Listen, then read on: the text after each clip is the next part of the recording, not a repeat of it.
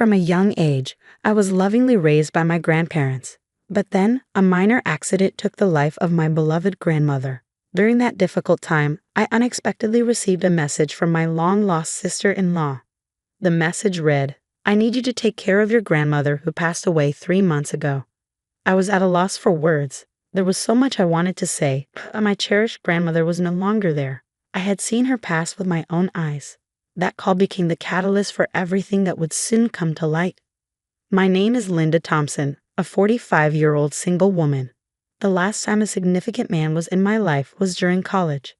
After we parted ways, I threw myself into the working world, landing a position in the marketing department of a major cosmetics company. Working overtime and weekends became the norm. Before I knew it, I had missed my chance to get married. Though that wasn't the reason I eventually left my job. 6 years ago, I transitioned into a desk job at a nursing home. The commute was a dream, just a 10-minute bike ride from home, a far cry from the hour and a half I used to spend on crowded trains. I've never moved out of my childhood home. Financially, I'm secure, and I'm quite capable around the house, if I do say so myself. So why stay? The answer is simple. I love my family, especially my dear grandmother. I was born and raised in California. My family consists of my parents, grandparents, and my brother, Brian, who is 5 years older than me. Now 50, Brian and I have a complicated relationship. As children, I adored him. He was a gentle, caring older brother. But after college, he changed. He got a job in car sales, moved out, and married a woman from work just 2 years later. We gradually grew apart, and he stopped coming home for holidays. Thanksgiving, spring break, even Christmas. I know he lives somewhere in the South, but I don't know where or if he has children. I can't even remember the last time I saw his face or heard his voice. The last thing I recall him saying was, "I'm leaving everything at home to you." As I rose through the ranks at work and became a manager, life got busier. My impression of Brian hardened into one of an unfeeling man. That's why I chose to stay in my childhood home and protect it. My parents are retired, and my 93-year-old grandfather, who suffered a stroke a few years ago, requires constant care. My parents take care of him now. And then there's my grandmother, Betty Thompson, aged 92, the woman I adored most in the world. My grandparents raised me when both my parents were working, and Grandma Betty, in particular, taught me everything I needed to know about life. Though she couldn't get out much in recent years, she was still lively, walking around the house on her own. That's why I decided to work at a nursing home, so I could be close to her if anything happened. One day, as I was getting ready to leave for work, Grandma Betty called out to me, "You forgot something." I didn't forget anything, I replied, but she handed me a few black licorice candies. "Here, take these." I smiled. Licorice had always been a favorite of ours. I tucked them into my suit pocket and left the house with a smile. Then tragedy struck, sudden and devastating. Grandma Betty had a severe accident. According to my father, after hanging laundry on the balcony as usual, she missed a step on the stairs and fell. We had always warned her about the stairs, telling her to leave the laundry to Mom and Dad, but Grandma Betty was as stubborn as I am. She believed in doing what she could on her own.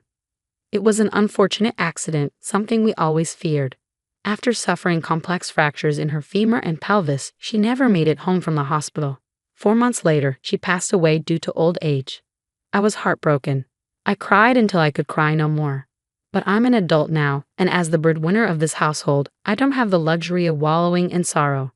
I had to handle everything: funeral arrangements, cremation, interment. Grandma Betty was originally from the Midwest, and with no close relatives to contact, we decided in a family meeting to have a small funeral with just close family members. We had to invite my brother and his wife, and I assumed they'd come without hesitation. But I was wrong. I couldn't reach them by phone or WhatsApp. I even sent an email, but there was no reply. As a last resort, I sent a text message, and the reply came on the day of the cremation. "I'm very busy overseas for work. Sorry, but I can't make it. I'll send the money later." I didn't care about the money. When I saw that message, I found myself speaking out loud without meaning to. Could his job really be so important that he couldn't find the time to say goodbye to the grandmother who adored us so much? It was hard to accept. At the funeral, we placed flowers in Grandma's casket, her makeup impeccably done, making her look as if she were peacefully sleeping. We included a photo of Grandpa and her favorite black licorice candy. While doing this, something shifted in my perception of my brother. From that moment, I started to despise him. Since then, the seasons have changed and it's now winter. For me, it doesn't matter whether it's spring, summer, autumn, or winter. I don't care if it's always winter or always summer. I've even considered quitting my job, but Grandpa is still alive and my parents will need care at some point too. I still need to earn a lot for that. With these thoughts, I mechanically got through my work, my heart filled with emptiness. Then, during a lunch break on a weekday, I received a call from an unexpected person. If the number hadn't been registered, I wouldn't have answered. My smartphone displayed the name Heather Thompson. She's my brother's wife, making her my sister-in-law. The only time we ever talked was briefly after their wedding. And that's all I remember. Why would she be calling now? I considered ignoring it, but the ringing wouldn't stop. Finally, I sighed and decided to answer. Yes, this is Linda. Sorry to disturb you at work. This is Heather, Brian's wife. It's been a while. Heather started, her tone apologetic. Despite being in a higher position and older than me, she always maintained a humble attitude. When she suddenly decided to marry my brother, she made sure to greet my parents and me, even on behalf of my brother. To put it simply, she's a good person. That's why I couldn't understand why she would contact me now. It's okay. Do you need something? I tried my best not to sound cold as I asked. It's hard for me to bring this up. Heather hesitated before continuing. It's about Betty, your grandmother. What happened to my grandmother? I asked, my voice barely above a whisper. We've been taking care of her on my husband's orders, but it's already been over a month. Could you possibly come to pick her up? What? I couldn't comprehend what Heather was saying. So you're saying you've been taking care of my grandmother Betty, who died 3 months ago? Yes, we've been taking care of Betty at our... Wait, she died 3 months ago. Heather's voice was genuinely surprised. Why don't we calm down a bit? I suggested, and Heather agreed. A few minutes later, after regaining my composure, I carefully explained to Heather how my grandmother had passed away. In contrast, Heather's response was utterly perplexing. She claimed that she and Brian had been told to take care of my grandmother until arrangements were made at her home, and that they had been living together with her. There were only two possible conclusions. Either we were both not lying, or my brother Brian was. I had anticipated this to some extent, wondering why anyone would tell such a blatant lie that would be exposed so quickly. But now, there were things I needed to do before confronting him. I wanted to get in touch with Brian right away, but he was basically unreachable. I told Heather, I've never used my husband's cell phone either. He won't let me, she continued. However, I think I could talk to him on my cell phone while he's at home. He's been working remotely more often lately. I think if I ask, he'd probably agree to a video call. There's certainly power in face-to-face persuasion. But there was a problem. I wasn't even sure where they were living anymore. We've been living in Nye City, California, for over 10 years, so it's easy for us to visit your place, Linda, Heather said. We agreed to talk to Brian on Heather's cell phone that night and ended the call. As I hung up, mixed feelings swirled inside me. I-City was just the next town over, and the idea that Brian expected me to care for some stranger's elderly relative just a few months after Grandma passed away filled me with repugnance.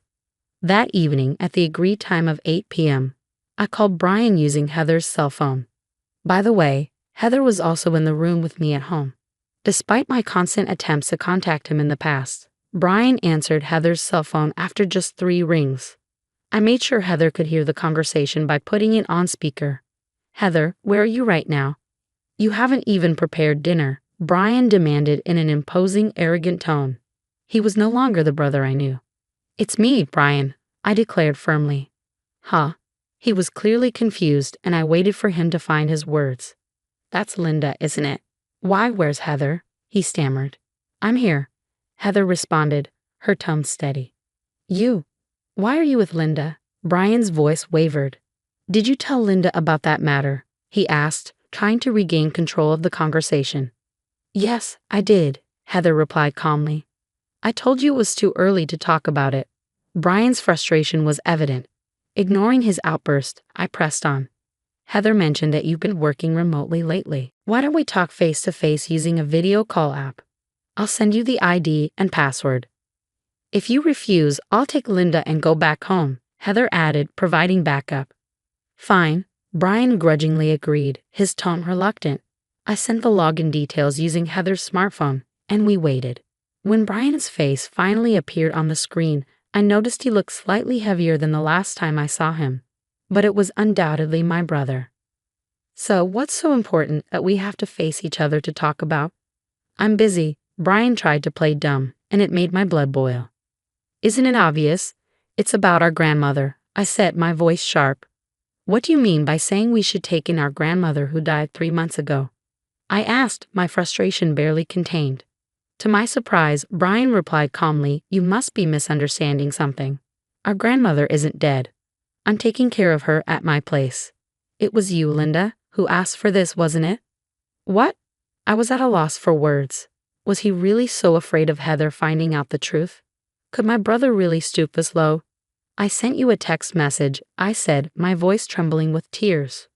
I don't remember, Brian responded flatly. Grandma's here with me right now. Do you want me to bring her here? Yes, I do, I insisted, trying to maintain control of my emotions. Brian left his seat and returned a few minutes later with an old woman in a wheelchair. Say hello, Grandma. Linda, it's been a while. I'm Betty, the old woman spoke in a halting voice. I just wanted him to stop this farce. The woman on the screen looked nothing like our beloved grandmother. For one thing, my grandmother would never call me Linda. As you age, your appearance changes. She's been showing signs of dementia recently, so it can't be helped that her memories of you are vague, Brian said, determined to deny everything. So you won't acknowledge the death certificate submitted by the district office? I asked, incredulous. Of course not. Documents can be forged these days, he smirked. I was prepared for this. Just wait, Brian. I'll show you some evidence too. Leaving a perplexed Brian behind, I exited the room. A few minutes later, I returned with my evidence. Well, isn't it, Brian? Long time no see, you ungrateful one. Grandpa. Brian's eyes widened in shock. You were supposed to be bedridden. At one point, I was prepared to die. Even now, I can't go to the bathroom on my own. But my brain's still in good shape, Grandpa continued. I've heard all about it from Linda. Are you saying that the woman next to you is my wife, Betty? Nonsense. Betty was much more beautiful. Cornered, Brian hung up, likely trying to log out of the video call. Heather, who had remained silent until now, spoke up. Are you running away, Brian? Going to Catherine's place. Brian's face turned pale, visible even through the computer screen. How do you know that? I suspected it for a while now, Brian. You underestimate me, Heather said, her voice firm. Your grandmother has frequently let it slip, Catherine. But that's not Linda's name, nor her mother's. Well, Brian trailed off. I confirmed with Linda, and she had no recollection of the name Catherine. I had a suspicion and hired a private detective to investigate possible infidelity. Heather continued, laying out her evidence. The results came out quickly. Pictures of you with Catherine, your affair, and the fact that her grandmother is the woman you've been caring for. Heather paused, letting the information sink in. You've been preparing to divorce me, haven't you? Using every means possible to remarry Catherine. But I've caught you. Brian's attempt to maintain his composure crumbled. I'm really sorry. Forgive me, Heather. Linda, I didn't mean to deceive you. I'll break up with Catherine. Heather didn't flinch. I've already completed the divorce mediation process, Brian. I'm going back to my parents' house. We'll meet in court next. Well then, goodbye, big brother, I said, and with those words, I ended the video call. The seasons have changed, and now, during the autumn equinox, I visited my grandmother's grave alone. Hands clasped together, I silently reported everything that had happened. Brian divorced Heather, and naturally, the outcome was overwhelmingly in Heather's favor. Brian ended up paying an enormous amount of alimony and even came crying back home at one point. However, thanks to Grandpa, who was still mentally sharp, a virtual dissoundment took place. Even his will states that Brian is no longer family. He wished to remarry Catherine, but women in this world are not so eager to marry a divorced man in his 50s with no savings and debt. Brian eventually had to quit his job at the automobile company and is now reportedly living in a cheap one-bedroom apartment, paying alimony while working odd jobs. It's all a case of reaping what you sow. Most of this information about Brian came from Heather, who I've grown close to. We often meet for tea as friends now. Grandmother, I finished everything, I whispered, standing up from the gravestone. A slightly strong breeze blew, and at the same time, I heard a voice I loved so much. Lynn, thank you. Please take care of your grandpa for a little while, the voice said. Grandmother, I muttered, suddenly noticing something in my right hand. It was a piece of black candy, her favorite. But that was strange. I hadn't brought any black candy as an offering today. I'm not particularly a believer in gods or ghosts, but could it be? No, that couldn't be. There's always black candy at the altar, so I must have picked one up unconsciously and put it in my pocket without realizing it. But still, if I think that my grandmother is watching over me from somewhere, I feel like I can keep doing my best in life. Thank you, grandmother, I murmured, looking up at the sky before leaving the graveyard.